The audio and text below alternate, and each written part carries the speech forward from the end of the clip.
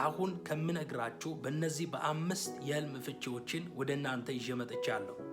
የመጀመሪያው ገንዘብ ስታዩ ዶላር ስትመለከቱ ወይ የኢትዮጵያ ገንዘብ ስታዩ፣ ሁለተኛ እባብ ካያችሁ፣ በሶስተኛ ጫማ ሲጠፋ በማየት፣ በአራተኛ እሳት ሲነድ ካያችሁ፣ አምስተኛ በአፍ ውስጥ የማይገባ ነገር ወይንም ጫት ስትቅም ወይ የሆነ አካል ሲቅም ካየ እግዚአብሔር ምን ብሎ ሊናገር ነው? እርግጠኛ ነኝ እስከ መጨረሻው ካዳመጣችሁ ለምታዩት ህልም ፍንጭ ታገኛላችሁ። ከእናንተ የሚጠበቀው ላይክ ማድረግና ኮፒ ሊንክ ማድረግ ነው። ለዚህ ቪዲዮ አዲስ የሆናችሁ ሰዎች ደግሞ ሰብስክራይብ እያደረጋችሁ መከታተል ትችላላችሁ። ህልም ለሚያዩ ሰዎች ደግሞ ሼር በማድረግ እንዲካፈሉ አሳስባችኋለሁ። በቀጥታ ወደ ቪዲዮ እሄዳለሁ።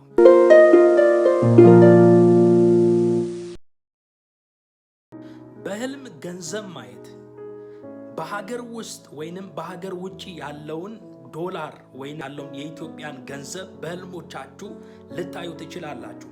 ብዙዎቻችሁ የሆነ አካል ገንዘብ ሲሰጠኝ ተመለከትኩኝ፣ የሀገር ውስጥ ሊሆን ይችላል። እንዲህ አይነት ህልም ካያችሁ እግዚአብሔር ለናንተ እየተናገረ ያለው አሁን ጊዜው የናንተ የበረከት ጊዜና የጉብኝት ጊዜ እንደሆነ፣ የእግዚአብሔር ጸጋ እንደበዛልህና የኢኮኖሚን አቅጣጫ እግዚአብሔር እየቀየረ ወይንም እያስተካከለ እንደሆነ እግዚአብሔር ምልክት እየሰጠ ነው። በህልም ብዙ ጊዜ ገንዘብ ስታይ የእግዚአብሔርን አቅራቡን እግዚአብሔር ላንተ ፕሮቫይድ እንደሆነ ላንተ መጽናኛ ወይም መልእክት ይሰጣል።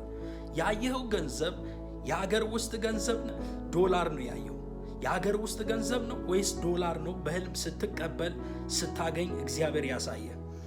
በህልም ዶላር ዶላር ኢንተርናሽናል ወይንም ዓለም አቀፍ መገበያያ ከመሆኑ አቅጣጫ እግዚአብሔር በዓለም አቀፍ ደረጃ ስራ የምትሰራ ከሆነ፣ አገልግሎት የምታገለግል ከሆነ፣ በየትኛውም አይነት ዘርፍ ስትሰማራ በህልም ተኝተ ዶላር የሚያሳይና የምትይዝ ከሆነ ጌታ እግዚአብሔር እየተናገረ ያለው ኢንተርናሽናል የሆነ አገልግሎት እንደምታገለግል፣ ዓለም አቀፍ የሆነ ስራ፣ ዓለም አቀፍ የሆነ ንግድ ውስጥ እግዚአብሔር እንደሚባርክ እግዚአብሔር አምላክ በዚህ አቅጣጫ ፍንጭ ይሰጣል።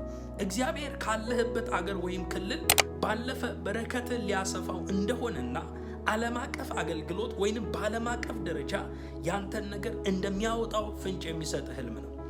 በህልም ዶላር ማየት ከእግዚአብሔርን ዓለም በአገልግሎት ምዕራፍ ላይ የሚገለጥብህን የእግዚአብሔርን ጸጋ ያሳያል። እግዚአብሔር ይህንን ህልም ሲያሳየህ በውስጥ የሚገለጠው ለሀገር ለክልል ብቻ ሳይሆን ለዓለም አቀፍ በዓለም አቀፍ ደረጃ እግዚአብሔር በውስጥ ያለው ነገር እንደሚወጣና እንደሚገለጥ እግዚአብሔር በሌሊት ቋንቋ እየተናገረ በህልም የሀገር ውስጥ ገንዘብ መገበያያ ስትመለከት ይህንን ህልም ካሳየ ጌታ እግዚአብሔር እየተናገረ ያለው በሀገሪቷ ውስጥ ያለውን በረከት ርስት እግዚአብሔር እንዳለህና እንደምትወርስ ይናገራል። በዕለት ዕለት እግዚአብሔር አቅራቦትን መልካም የፋይናንስ ምንጭ ውስጥ እግዚአብሔር እንደሚያስገባ በኢኮኖሚ አቅጣጫ መረጋጋትን በህይወት ሊያመጣ ማረፍን ሊያመጣ እግዚአብሔር የተናገረ መልእክት ነው። ያችሁ ብዙ ጊዜ አሁን እንዳልኩኝ ዶላር ታያላችሁ፣ የሀገር ውስጥ ገንዘብ ታያላችሁ። እነዚህን አንድ ላይ ከተመለከታችሁ በሀገር ውስጥም በሀገር ውጭም እግዚአብሔር ለናንተ ርስትንና መልካም ሐሳብ ጉብኝት በፋይናንስና በኢኮኖሚ አቅጣጫ እግዚአብሔር ረፍት ሊሰጣችሁ ሊያረጋጋችሁ ጥቂት ዘርታችሁ ብዙ ልታይዱ እግዚአብሔር መንገድ እየጠቆማችሁና እያሳያችሁ ነው። መጽሐፍ ቅዱሳችን በኢሳይያስ ምዕራፍ 60 ቁጥር 5 ላይ ሲናገር እንደዚህ ይላል፣ በዚያ ጊዜ የባህሩ በረከት ወደ አንቺ ስለሚመለስ የአሕዛብን ብልጽግና ወደ አንቺ ስለሚመጣ አይተሽ ደስ ይልሻል፣ ልብሽም ይደነቃል፣ ይሰፋል። በሀገር ውስጥም ከሀገር ውጭም እግዚአብሔር አምላክ ሊያሰፋና ሊባርክ እግዚአብሔር መንገድ ሊያሳይ ሊናገራችሁ ይችላል። ስለዚህ ገንዘብ ማየት በአጠቃላይ እግዚአብሔር ላንተ አቅራቦት እንደሆነ፣ እግዚአብሔር በር እንደሚከፍትልህ፣ በሀገር ውስጥ ምንጭ እንዳዘጋጀ ርስት እንዳዘጋጀ፣ ከሀገር ውጭ ደግሞ ኢንተርናሽናል የሆነ ንግድ ኢንተርናሽናል የሆነ አገልግሎት እግዚአብሔር ሊያሰማራ እንደሆነና ያንተ ነገር በዓለም አቀፍ ደረጃ የሚደመጥ ወይንም የሚሰማ ያለ የሚገለጥ ነገር እንዳለ ፍንጭ ይሰጣል። በህልም ደግሞ እባብ ካየ ይህ ህልም የሚያሳየው የጠላትን ጥቃት እንደሆነ ይህንን ህልም ባየ ጊዜ ትልቅ ጥንቃቄ ማድረግ እንዳለብህ መጽሐፍ ቅዱሳችን በአንድ ክፍል ላይ ይናገራል። እግዚአብሔር አምላክ በህልም እባብ ሲነድፍ ወይ እባብ ሲያሳድድ ወይም የተሰወረ እባብ በዓይኖች ከተመለከት እግዚአብሔር እየተናገረ ያለው በአንተ ህይወት ላይ ጠላት ያሴረውን ሴራ እያመለከተ ነው። እባብ ከመጀመሪያው ጀምሮ በመጽሐፍ ቅዱስ የተጻፈው በተንኮልና በክፋት ተመስሏል። እባብ ካሳየ በስውር እየተንቀሳቀሰ እባብ በስውር ወደ ቤት ሊገባ ይችላል። እባብ በስውር ሊቀመጥ ይችላል። ድንገት ካላየ በስተቀር እባብ የት እንዳለ ማወቅ አይቻልም። እባብን እግዚአብሔር በህልም ካሳየ በስውር ሊያጠቃ የተዘጋጀ የጠላት እቅድና ፕላን እንዳለ ይናገራል። የጠላት አጀንዳ በህይወት ላይ እየተንቀሳቀሰ እንዳለ፣ በዙሪያ ላይ እየከበበ እንዳለ ይናገራል። ክፉ ሐሳብ መኖሩን ያሳያል። በአንተ ህይወት ላይ ወይ በአንቺ ዙሪያ ላይ ከሆኑ አካላት በሆነ ስፍራ በክፋትና በተንኮል እያውጠነጠኑ እየተራገሙ የሟረቱ ያሉ ሰዎች እንዳሉ እንድታውቅ እግዚአብሔር ሲፈብ ያሳያል። መጽሐፍ ቅዱስ በዘፍጥረት 3 ቁጥር 1 ላይ ሲናገር እባብም እግዚአብሔር አምላክ ከፈጠረው ከምድር አውሬ ሁሉ ተንኮለኛ ነበረ፣ ሴቲቱንም በውኑ እግዚአብሔር ከገነት ዛፍ ሁሉ እንዳትበሉ አዟልን አላት። ተመልከቱ፣ አሁን ለሔዋን በኤደን ገነት ላይ እግዚአብሔር አዳምና ሔዋንን አስተዳድሩ ብሎ ከፈጠራቸው በኋላ እባብ ወደ ሔዋን መጣ። እግዚአብሔር በውኑ በኤደን ገነት ካሉ ዛፎች ሁሉ ፍሬ ብሉ ብሏል፣ ይህችን መልካምና ክፉ ከምታስታውቅ ከዚህ ዛፍ እንዳትበሉ ብሎ ተናግሯል። ይህን ያለው እንደሱ እንዳትሆኑ ነው ብለው እውነት በሚመስል ውሸት፣ እውነት በሚመስል ነገር ግን ከእግዚአብሔር ሐሳብ በሚያወጣ አጀንዳ ወደ እሷ መጣ። አሁን እየተፋለማት ያለው ሐሳቧን ነው። ሐሳቧን ተፋለማት። ስለዚህ በህልም እባብ ማየት ጠላት ታርጌት ያደረገው ሐሳብ ነው የሚገዳደረው። ጤና ሊገዳደር ይችላል። ኢኮኖሚ ሊገዳደር ይችላል። ላይፍ ሊያበላሽ ይችላል። ከእግዚአብሔር ሐሳብ ሊያወጣ ይችላል። እባብ በህልም ካያችሁ እግዚአብሔር አፍርሱ፣ ጸልዩ። በህይወታችሁ ላይ ጠላት በተንኮል እያሰበ እየተቀዳጀ እየተንቀሳቀሰ እያለ ነው ብሎ እግዚአብሔር መንገድን ወይንም ፍንጭ ሊሰጥ ይችላል። ይህን እግዚአብሔር የሚያሳይህ በዙሪያ በስራ ቦታ ጠላት ወይንም በሰዎች ላይ ተቀምጦ ተንኮልን በእናንተ ላይ ክፉ ሴራ እያሴረ ያለ አካል እንዳለ እግዚአብሔር በህልም እባብ ያሳያል። አሁን አለት ውስጥ ያለ ስጋ የለበሰ እባብ አይደለም እየተናገረ ያለው። በህልም እንደዛ አይነት እባብ ካየ በአካል ስጋ የለበሰ ሰው፣ ስጋ የለበሰ አካል በእናንተ ህይወት ላይ በክፋት በተንኮል እያውጠነጠነ እየተነሳባችሁ ያለ አካል እንዳለ እግዚአብሔር እንድትጸልይና ከዚህ እስራት፣ ከዚህ አዋጅ፣ ከዚህ ተጽዕኖ እንድታመልጥና ነፃ እንድትወጣ እግዚአብሔር የሚናገርበት የሌሊት ቋንቋ ወይም ድምፅ ነው። እባብ ሊናደፍ ካየህ በፍጥነት ማድረግ ያለብህ ምንድነው? ይህ ቀጥተኛ የሆነ የጥቃት ሙከራ ነው። ስራ እየሰራ ከሆነ በስራ ላይ ጠላት ሊያጠቃ እየፈለገ ነው። በገንዘብ አቅጣጫ ሆኖ ኢኮኖሚካሊ ተጽዕኖ ለማምጣት ጠላት እያውጠነጠነ ወይንም እየተነሳ እየታወጀ ያለ አደገኛ የሟርት ኃይል አለ። በትዳር አቅጣጫ ከሆነ በትዳር ውስጥ ኃይለኛ ፋይት ሊያመጣ እየተጋ እያለ እንዳለ የሚያሳይ ህልም፣ ፍንጭ የሚሰጥ ህልም ነው። እንዲህ አይነት ህልም ካያችሁ በፍጥነት መጸለይና ማፍረስ ያስፈልጋል። እባብ ስትገድል ወይንም ከአንተ ዙሪያ ሲሸሽ ካየ የጠላትን ውጥን እቅዱን እንደፈረሰ ሲናገር እባብ ሲሸሽ ወይንም ስትቀጠቅጥ ስትገለው፣ ብዙዎቻችሁ ከዚህ በፊት ፍታልኝ ብላችሁ ህልም የጻፋችሁልኝ ሰዎች ያላችሁ፣ እባብ ሊነድፈኝ ሲል፣ እባብ ሲያሳደኝ ወይንም እባብ ስቀጠቅጥ ስገድል አይቻለሁ፣ ለቆ ግቢያችንን ሲወጣ አይቻለሁ ብላችሁ አንዳንዶቻችሁ ህልሞቻችሁን የጠቀሳችሁልኝ ሰዎች ያላችሁ። እንዲህ አይነት ህልም ማየት፣ ሲሸሽ ማየት ወይ ቀጥቅጠ ስትገድል ካየ የጠላትን አጀንዳ እንዳፈረስክ ምልክት ነው።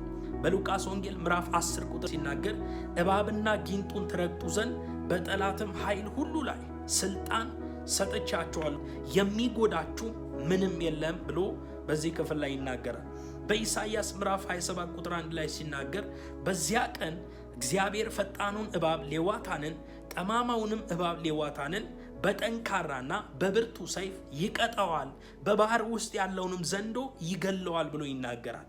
እባብ በህልሞቻችሁ ስትገሉ ካያችሁ እግዚአብሔር እያላችሁ ያለው እናንተን ዙሪያ ከናንተ ኢኮኖሚ ከናንተ ትዳር ጠላት ተሸንፏል፣ ጠላት ሄዷል፣ ለቆ ሄዷል፣ ፈርሷል፣ ተመቷል። እቅዱም ውጥኑም እግዚአብሔር አፍርሶታል። ጌታ እኔ አፍርሻለሁ እያለ እየተናገረ መልእክት እየሰጠ መንገድ እያሳየ ነው። በህልም ጫማ ሲጠፋ ማየት ይህ የጥንቃቄ መልእክት ነው። እግዚአብሔር እየተናገረ ያለው ጠላት ዴስቲኒያችሁን፣ ጠላት መድረሻችሁን፣ ዴስቲኒያችሁን ሊሰርቅ እየታገለ እንደሆነ፣ ሊያበላሽ እየታገለ እንደሆነ፣ ሊያጨነግፍ እየታገለ እንደሆነ እግዚአብሔር መልእክት እየሰጣችሁ ነው። እንግዲህ ንቁ እያላችሁ።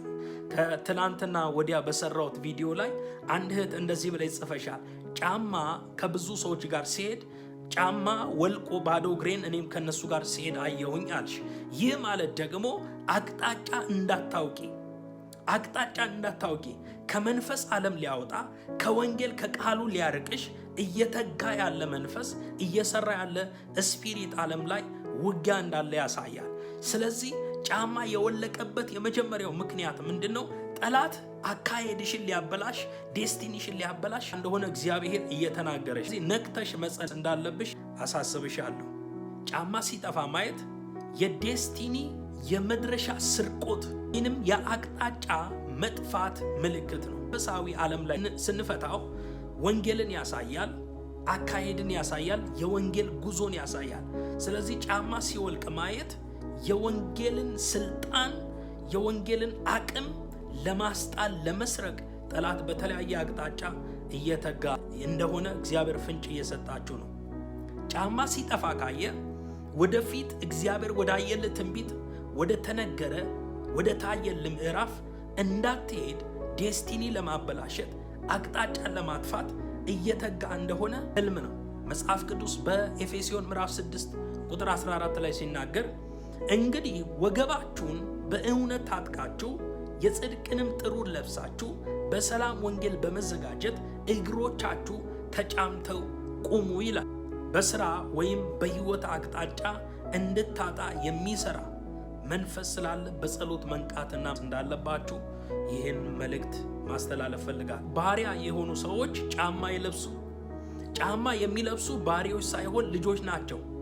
ስለዚህ ጫማ ጠላት ሰረቀ ማለት ጫማ በህልም ጠፍቶ ካየህ እግዚአብሔር እየተናገረ ያለው እንደዚህ ነው።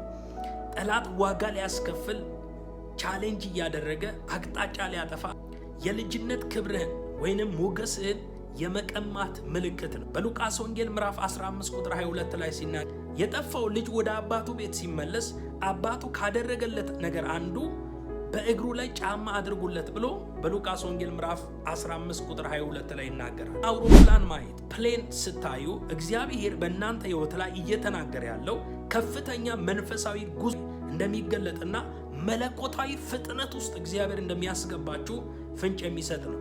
እግዚአብሔር እያለ ያለው ወደ አዲስ ከፍታ እንደምትወጣ ምልክት እየሰጠ ነው። አውሮፕላን ከምድር ስበት ወጥቶ በአየር ላይ እንደሚበር በህይወታችሁ ውስጥ ከምድር ግራቪቲ ታች ከሚጎትታችሁ ነገር ተለይታችሁ እግዚአብሔር ወደ ከፍታ እንደሚያወጣችሁ ምልክት ሲሰጣችሁ በህልም ፕሌን ውስጥ ስትነዱ ወይንም ስትሳፈሩ እግዚአብሔር ሊያመለክታችሁ ይችላል። በመንፈሳዊ ዓለም ላይ መለኮታዊ ፍጥነትን ያሳያል። ዲቫይን ስፒድ።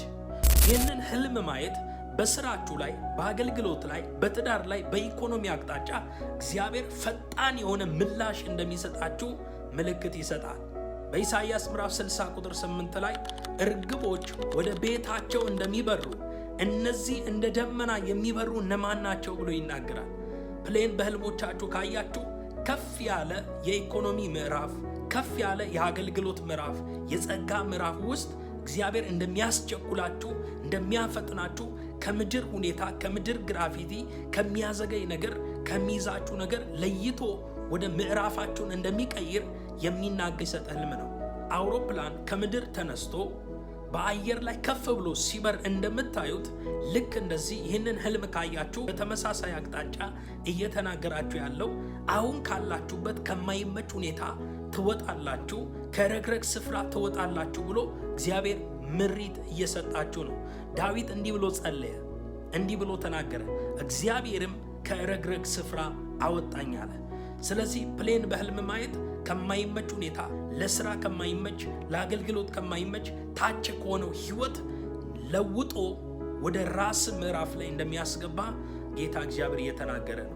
ምናልባት እንዲህ አይነት ህልም ካያችሁ አሁን ያላችሁበትን በኢኮኖሚ አቅጣጫ፣ በአገልግሎት አቅጣጫ ተይዛችሁ እንኳን ቢሆን እግዚአብሔር እያላችሁ ያለው ከዚህ ምዕራፍ ትወጣላችሁ፣ በከፍታና መለኮታዊ ፍጥነት ውስጥ እግዚአብሔር እንደሚያስገባችሁ፣ ከፍ ወዳለ ምዕራፍ ላይ እንደሚያስገባችሁ ይናገራል። በሌላ አቅጣጫ ደግሞ ይህ ህልም የሚያሳየው ከሀገር ወደ ሀገር እንደሚሄድ፣ አንድ ፕሌን ከአንድ ሀገር ተነስቶ ሌላ ምድር ነው የሚሄደው። ልክ እንደዚህ ነገራችሁ ከአሁን ካላችሁበት ነገር ተነስታችሁ በተለያየ ምድር ላይ እግዚአብሔር እንደሚያሰማራችሁ እግዚአብሔር መልእክትና ምሪት እየሰጣችሁ ማጽናት ያለባችሁ ምንድነው? እግዚአብሔር ወደ ተናገረኝ ዲቫይን ፕሮግራም እገባለሁ ብላችሁ ማወጅ አለባችሁ። በኢሳይያስ ምዕራፍ 40 ቁጥር 31 ላይ ሲናገር እግዚአብሔርን በመተማመን የሚጠባበቁ ግን ኃይላቸውን ያድሳሉ፣ እንደ ንስር በክንፍ ይወጣሉ፣ ይሮጣሉ፣ አይታክቱም፣ ይሄዳሉ፣ አይደክሙም ብሎ ይናገራል። እንደ ንስር በክንፍ ይወጣሉ። የንስር መንገዱ በደመና ላይ ነው። ፕሌን ቤት እንደመሄድ ተመልከቱ። ስለዚህ በህይወታችሁ ላይ እግዚአብሔር ከፍ ያለ ምዕራፍ ላይ እንደሚያስገባችሁ ፍንጭ ይሰጣል። እሳት ማየት፣ በህልሞቻችሁ እሳት የምታዩ ሰዎች አላችሁ። ከዚህ በፊት እሳት ያየ አንድ ወንድም ያየኸውን ህልም ነግረኝ ፈትቼልህ ነበረ። እሳት ማየት ምን አይነት እሳት? ለምሳሌ መልካም እሳት አለ፣ የማያቃጥልና የማያጠፋ እሳት አለ። ደግሞ የሚያቃጥልና አመድ የሚያደርግ እሳት አለ። የማያቃጥል እሳት ካያችሁ ቤት ሲነድ እያያችሁ ቤቱ ግን የማይቃጠል ከሆነ፣ ልብስ ሲነድ እያያችሁ ልብሱ ግን የማይቃጠል ከሆነ ይህ የእግዚአብሔርን ቅባትና የእግዚአብሔርን ኃይል ይወክላል። እግዚአብሔር አምላክ ኃይሉን፣ እግዚአብሔር ክብሩን፣ እግዚአብሔር ቅባቱን፣ እግዚአብሔር መንፈሱን በዛ ሰው ላይ በአንተ ላይ እያፈሰሰና በህይወት ላይ ሊገልጥ ያለውን ጸጋ ያሳያል። እሳት የእግዚአብሔርን መገኘትና የመንፈስ ቅዱስን ኃይል ይወክላል። በሌላ አቅጣጫ ደግሞ የፈተናና የጥፋት ምልክት ሊሆን ይችላል። ይህን ህልም ስታዩ እንደ አውዱ ትፈታላችሁ። የመጀመሪያው የእግዚአብሔርን መገኘትና የመንፈስ ቅዱስን ኃይል ያሳያል። እሳቱ የሚያምር የማያቃጥል ሆኖ ካየኸው ይህ የመንፈስ ቅዱስ ቅባትና ኃይል ነው። ጌታ አንተን እየተናገረ ያለው ለአገልግሎት ዓላማ እያዘጋጀ መሆኑን ምልክት ይሰጣል። በሐዋርያት ሥራ ምዕራፍ 2 ቁጥር 3 ላይ ሲናገር እንደ እሳት የተከፋፈሉ ልሳኖች ታዩዋቸው ካለ በኋላ በእያንዳንዳቸውም ላይ ተቀመጡባቸው ይላል። ይህ እሳት የምን አይነት እሳት ነው? የቅባት እሳት፣ የክብር የመንፈስ ቅዱስን ዲቫይን ፕሮግራም በአንተ ላይ እግዚአብሔር እንዳየ ፍንጭ የሚሰጥ ህልም ነው። በዘጸአት ምዕራፍ 3 ቁጥር 2 ላይ ሲናገር የእግዚአብሔር መልአክ በእሳት ነበልባል በእሾህ ቁጥቋጦ መካከል ታየው። እነሆ ቁጥቋጦ በእሳት ሲነድድ ቁጥቋጦም ሳይቃጠል አየ ብሎ ይናገራል። ቁጥቋጦ ይነዳል ግን አይቃጠልም። ይህ ማለት እግዚአብሔር ሙሴን እየተጠቀመ ወደ ፈርዖን ሊልከው ምሪት ሊሰጠው እስራኤልን ከ430 ዓመት አገዛዝ ነፃ ያወጣ ዘንድ የእግዚአብሔርን ክብር ያሳያል። የእግዚአብሔርን መገለጥ፣ የእግዚአብሔርን ድምፅ ያሳያል። እሳት ሲነድ እያያችሁ ግን ካልተቃጠለ የእግዚአብሔር መገኘት፣ የእግዚአብሔርን አብሮነት፣ የእግዚአብሔርን ክብር፣ የእግዚአብሔርን ምሪት ይወክላል። እግዚአብሔር ያየብህ ታላቅ ምልክት እንዳለ ፍንጭ ይሰጣል። አንዳንድ ቤት ላይ፣ አንዳንድ ቤተ ክርስቲያን ላይ እሳት ይነዳል ግን አይቃጠልም። በዛች ቤተ ክርስቲያን ላይ እንዲህ አይነት ህልም ካያችሁ በዛች ስፍራ ላይ፣ በዛ ቤተ ክርስቲያን ላይ የእግዚአብሔር አጀንዳ፣ የእግዚአብሔር ሐሳብ እንዳለ ይወክላል። እሳቱ ወርቅን እንደሚያነጥር አይነት ካየ፣ ወርቅ ሲነጥር ወርቅ በእሳት ይፈተናል። ወርቅ እንደሚያነጥር እሳቱን ከተመለከት እግዚአብሔር በህይወት ላይ መወገድ ያለበት፣ መነሳት ያለበት፣ ለአገልግሎት ለእግዚአብሔር ሐሳብ የማይመቸውን ነገር እግዚአብሔር ከላይ ላይ እያስወገደ እንደሆነ ምልክትን እግዚአብሔር እየሰጠ በሚልክያስ ምዕራፍ 3 ቁጥር 2 ላይ ሲናገር ነገር ግን እርሱ እንደ አንጥረኛ እሳትና እንደ አጣቢ ሳሙና ነውና የሚመጣበትን ቀን መታገስ የሚችል ማን ነው? እርሱስ በተገለጠ ጊዜ የሚቆም ማን ነው ብሎ በዚህ በሚልክያስ ምዕራፍ 3 ቁጥር 2 ላይ ይናገራል። ይህም የሚያሳየው እግዚአብሔር ከህይወት ላይ መጥፎ ልማዶችንና ቆሻሻዎችን፣ የኃጢአት ልምምዶችን በህይወት ሊያጠራ እንደሚፈልግ እግዚአብሔር በህልም ሲገልጥ እሳት ሲነድ ወይንም ሲያቃጥል ልታይ ትችላለህ። ይህን ካየ እግዚአብሔር ከህይወት ላይ ሊያጠራ የፈለገው ነገር አለ ወይ? ከቤተ ክርስቲያን ላይ ሊያጠራ የፈለገው፣ ከቤት ላይ ከቤተሰብ ላይ ሊያጠራ የፈለገው ነገር አለ። በህልሞቻችሁ እሳት ያያችሁ ሰዎች በእንደዚህ አይነት አቅጣጫ መፍታትና ፍንጭ ማግኘት ትችላላችሁ። ብዙ ጊዜ ህልም ስፈታ ለእናንተ ፍንጭ ይሆናል፣ መንገድ ያሳያችኋል ብዬ በመጽሐፍ ቅዱስ ተደግፌ ነው እየፈታ ያለሁት። እሳት ቤትን ወይንም ንብረትን ሲያቃጥል ካየ ይህ የጠላት ጥቃትና የጥፋት መንፈስ ነው። እንዲህ አይነት ህልም ካያችሁ በፍጥነት መቃወምና መጸለይ ያስፈልጋል። ለዛ ቤት፣ ለዛ አካባቢ፣ ለዛ ቤተ ክርስቲያን መጸለይ። ጠላት ባገኘው ገንዘብ ወይንም በሰራው አዲስ ቤት፣ በትዳር፣ በአገልግሎት በበቀል ተነሳስቶ ሊያጠፋ እንደሚፈልግ ያሳያል። በዚህ ጊዜ በጸሎት መቃወም ይገባል። በአንደኛ ጴጥሮስ ምዕራፍ 5 ቁጥር 8 ላይ ሲናገር በመጠን ኑሩ፣ ባለጋራችሁ በመጠን ኑሩ፣ ንቁም፣ ባለጋራችሁ ዲያብሎስ የሚውጠውን ፈልጎ እንደሚያገሳ አንበሳ ይዞራልና ብሎ ይናገራል። ሲጋራ ሰው በህልም ሲያጨስ ካያችሁ፣ ጫት ሲቅም ካያችሁ፣ የማይገባ ነገር በአፉ ይዞ ካያችሁ፣ የማይገባ ቃላትን ከአፉ እያወጣ እንደሆነ፣ ራሱን የሚያረክስ ሰዎችን የሚያረክስ እግዚአብሔር የማይከብርበትን ነገር ወይ ስድብ ሊሆን ይችላል፣ እርኩሰት ሊሆን ይችላል፣ የማይገባ ንግግር ያ ሰው የሚጠቀም ከሆነ በህልሞቻችሁ ጫት እየቃመ ሲጋራ እያጨሰ በአፉ የማይገባ ቆሻሻ ነገር ይዞ ልታዩ ትችላላችሁ። በዚህ ሰዓት ጌታ እየተናገራችሁ ያለው ያ ሰው እየተናገረ ያለው ኃጢአትን፣ እርኩሰትን በአፉ እያወጣን እየተናገረ እንደሆነ ፍንጭ ይሰጣል። ንግግር ወይም በረከትን የሚበክል የጠላት ውጊያ እንዳለ የሚያሳይ ህልም ነው። ጠላት እየተገዳደረና እንዲህ አይነት አቅጣጫ ውስጥ እንድትገባ ካለ፣ እንድታማርር፣ እግዚአብሔር ፊት እንድታጉረመርም፣ ክፉ ነገር እንድትናገር በአንተ አቅጣጫ ጠላት እየሰራ እንደሆነ የሚሰጥ ህልም ነው። ቅድም እንደተናገርኩት ባለጋራችሁ ዲያብሎስ የሚውጠውን ፈልጎ እንደሚያገሳ አንበሳ ይዞራል ብሎ ይናገራል። በጸሎትና በእግዚአብሔር ቃል ራሳችሁ እንድታንጹና ንግግራችሁ እንድታስተካክሉ እግዚአብሔር ፍንጭ እየሰጣችሁ ነው። በማቴዎስ ምዕራፍ 15 ቁጥር 11 ላይ ሲናገር ሰውን የሚያረክሰው ወደ አፉ የሚገባው ሳይሆን ከአፍ የሚወጣ ነው አለ። ስለዚህ በአፍ ውስጥ የሚደረግ የማይገባ ነገር የሚያኝክ ወይንም የምታኝክ ከሆነ እግዚአብሔር ንግግርህን አስተካክል፣ የማይገባ ንግግር እንዳትናገር እግዚአብሔር ፍንጭ እየሰጠ ነው። ይህ ህልም በረከትን ለመከልከል ጠላት የሚጠቀምበት መንገድ ነው። በመንፈሳዊ ዓለም ጊዜና ጉልበትን የሚያባክን ሱስ ወይንም እስራት ተደርጎ ሊወሰድ ይችላል። በአፍ ውስጥ መኖሩ ደግሞ ጌታ ሊሰጥ ያለውን አዲስ በረከት እንዳትቀበል ወይንም እንዳትበላ እንቅፋት የሚሆንብን አሮጌ ልማድ ወይንም መንፈሳዊ ቆሻሻ፣ የማይገባ ንግግር እንዳለ እግዚአብሔር እያሳየ ጊዜያዊ ንቃት ሰጥቶ በኋላ ድካምን እንደሚያመጣ በመንፈሳዊ ህይወት ላይ የመሰላቸት ወይንም የድካም መንፈስ ሊመጣብን እንደሚችል እግዚአብሔር እየተናገረ ነው። በዚህ ሰዓት መጸለይ እግዚአብሔር ያየልን ምዕራፍ ላይ እንድትቆም እግዚአብሔር መንገድ ይሰጣል። መንፈስ ዓለም ላይ መጸለይ ፈልጋችሁ፣ ማገልገል ፈልጋችሁ፣ መጸለይ ፈልጋችሁ፣ ቃል ማንበብ ፈልጋችሁ ድካም ውስጥ ያላችሁ ሰዎች ካላችሁበት ምዕራፍ እንድትነሱ እግዚአብሔር አምላክ ይህንን አቅጣጫ ወይንም በሌላ አቅጣጫ ሊናገር ይችላል።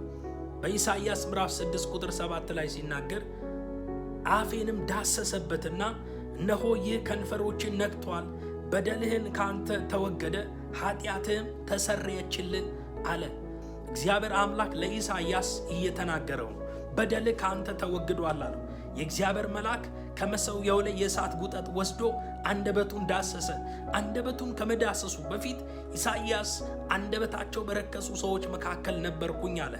አንደበታቸው በረከሱ ሰዎች መካከል ሆኖ እሱም ተመሳስሏል። በዚህ ሰዓት የእግዚአብሔርን መገለጥ የእግዚአብሔርን ክብር አይቶ በፊቱ መቆም ስላልቻለ ወየው መጥፋቴ ነው አለ። እግዚአብሔር የተገለጠው ማንን ልላክ እያለ ሲገለጥ በተሰወረ በፈራ ጊዜ የእግዚአብሔር መልአክ ከመሠዊያው ላይ የእሳት ጉጠት ወስዶ አንደበቱን ዳሰሰና ቃሌን በአፍ አኑሬአለሁ፣ በደልህ ካንተ ተወገደልህ አለው። በዚህ ሰዓት ወደ ታች ስታነቡ ኢሳይያስ ምዕራፍ 6ን እንደዚህ ብሎ ይናገራል። እግዚአብሔርን ማንን ልላክ ብሎ ሲል ኢሳይያስ እኔ ላከኝ አለ። እነዚህ ህልሞች ችላ የሚባሉ ህልሞች አይደሉምና ባያችሁ ጊዜ ከወደዳችሁ ላይ እንዲሰራላችሁ የምትፈልጉትን ህልሞች ጻፉልኝ፣ ካልሆነ በቪዲዮ ሰራላችኋል። ለዚህ ቻናል አዲስ የሆናችሁ ሰብስክራይብ በማድረግ የደውል ምልክቷን ተጫኑ። የእግዚአብሔር ጸጋ ይብዛላችሁ። ዋትስአፕ ነምበር አስቀምጥላችኋለሁ። ሻሎም። ተባረኩ።